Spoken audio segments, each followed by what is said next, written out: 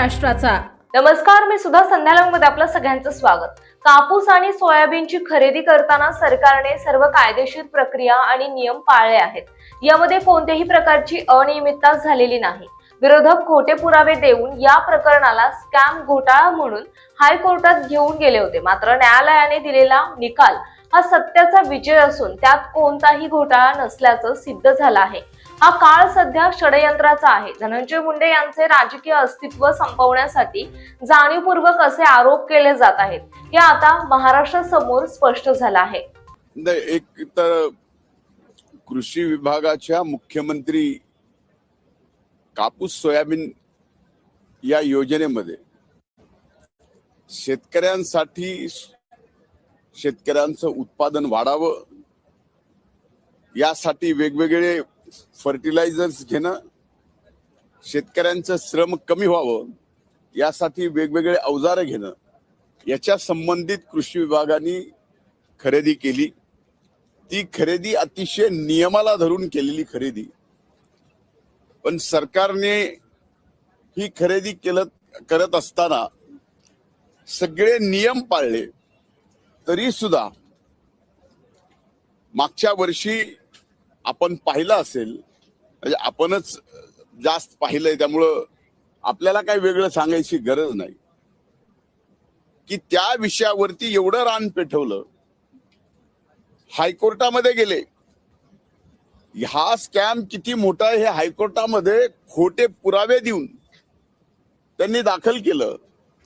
पण हायकोर्टाने सुद्धा, माननीय हायकोर्टाने याबाबत स्पष्ट सांगितलं की खोटे पुरावे देऊन हे प्रकरण तुम्ही स्कॅम म्हणून कोर्टात आणताय.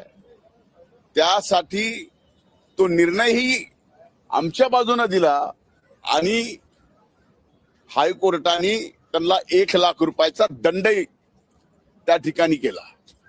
त्याच्यावरती ते थांबले नाहीत. आता त्यांना खरं तर हे षडयंत्राचा काळ आहे. आता या षडयंत्रामध्ये आम्ही होतो. आमच्या विरोधात आता जे षडयंत्र करणार आहेत ते एका बाजूला होते. आता या षडयंत्राच्या काळात त्यांनी तिथं थांबले नाहीत, तर लोक आयुक्ताकडे हे प्रकरण आणलं आणि माननीय लोक आयुक्तांनी परवा दिवशी निकाल दिला की या प्रकरणात कसलाही घोटाळा नाही. हे अतिशय नियमाला धरून झालेली खरेदी आहे. म्हणून ज्यांनी अशा पद्धतीनं षडयंत्र करून माझ्यासारख्याच अतिशय खडतर आणि संघर्षातून इथपर्यंत आलेलं एक कार्यकर्ता म्हणून अस्तित्व संपवायचा जे काही प्रयत्न चालू होता, तो या ठिकाणी माननीय उच्च न्यायालयाने आणि माननीय लोक आयुक्तांनी या ठिकाणी दिलेल्या निकालामुळं खरंचे खरं, खोटंचे खोटं आज महाराष्ट्राच्या जनतेच्या समोर आलंय, आपल्या सुद्धा समोर आलंय. मी माननीय उच्च न्यायालयाचे, माननीय लोक आयुक्तांचे या ठिकाणी मनापासून आभार व्यक्त करतो. आणि शेवटी सत्य हे जिंकत असतं हे पुन्हा एकदा न्याय व्यवस्थेने न्याय देऊन या ठिकाणी दाखवून दिला. आता त्यांनी जे आरोप केलेले आहेत आजपर्यंत त्यांच्या पूर्ण जीवनामध्ये मग माननीय खडसे साहेबांवर केले असतील, माननीय अजितदादांवर केली असतील, माननीय तटकरे साहेबांवर केली असतील, माझ्यावर केली असतील किंवा आणखीन अनेक जणांवर, आपणच सांगा की त्यांनी केलेला एक तरी आरोप या राज्याच्या किंवा सर्वोच्च न्यायालयामध्ये एक तरी आरोप त्यांचा खरा ठरलाय का? आता तर आरोप करायचे, जे आरोप केले त्याचे खोटे पुरावे द्यायचे. आता हे जर कोर्टात लक्षात येत असेल तर समजून घ्या की माझ्या बाबतीमध्ये किती मोठं षडयंत्र होतं. आजही या ठिकाणी षडयंत्र चालूच आहे. षडयंत्र बंद झालेला अशातला भाग नाही, पण हा काळ असतो, हा काळ षडयंत्राचा आहे.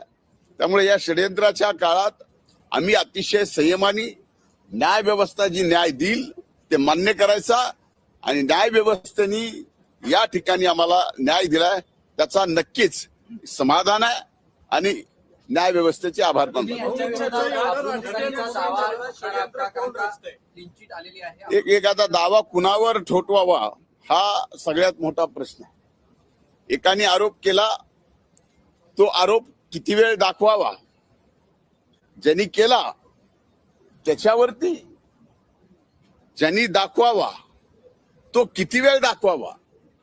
मीडिया म्हणून त्या आरोपाची तपासणी सुद्धा जर्नलिझम मध्ये आपण करणं हे आवश्यक असावं असा माझं मत आहे. कदाचित ते चुकीचं असेल, पण मला या बाबतीत उच्च न्यायालयाने आणि लोक आयुक्तांनी जो न्याय दिलेला आहे त्याच्यावरती मी समाधानी आहे.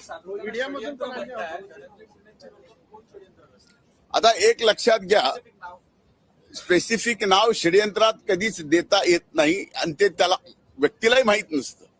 फक्त त्याला एवढंच कळत असतं की काहीतरी षडयंत्र आपल्या विरोधात चाललंय आणि एवढं वाईट चाललंय की हा धनंजय मुंडे त्यांना फक्त राजकारणातून संपवायचा नाही तर या पृथ्वी तलावून संपवला पाहिजे.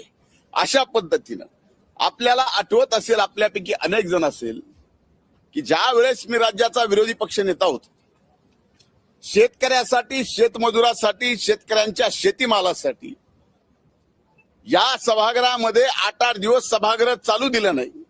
कर्जमाफीसाठी 8-8 दिवस सभागृह चालू दिलं नाही. नरड्यातून रक्त पडेपर्यंत हाच धनंजय मुंडे विरोधी पक्ष नेता असताना वरच्या सभागृहामध्ये शेतकऱ्यांसाठी लढला, रक्त ओकलं, न्याय मिळवून देण्याचा प्रयत्न केला. असे अनेक प्रसंग आहेत जे सांगता येतील. सलग 8 दिवस विधान परिषदेचा सभागृह मराठा आरक्षण मिळावं म्हणून मी या ठिकाणी 8 दिवस बंद केलं. त्या 8 दिवसात एवढी भाषणं केली की त्यावेळेस सुद्धा आमच्या आताडी सुजली, नरड्यातून रक्त पडलं, पण माघार हटलो नाहीत. अशा पद्धतीची लढाई धनगर समाजाच्या आरक्षणाची सुद्धा या ठिकाणी मी केलेली आहे.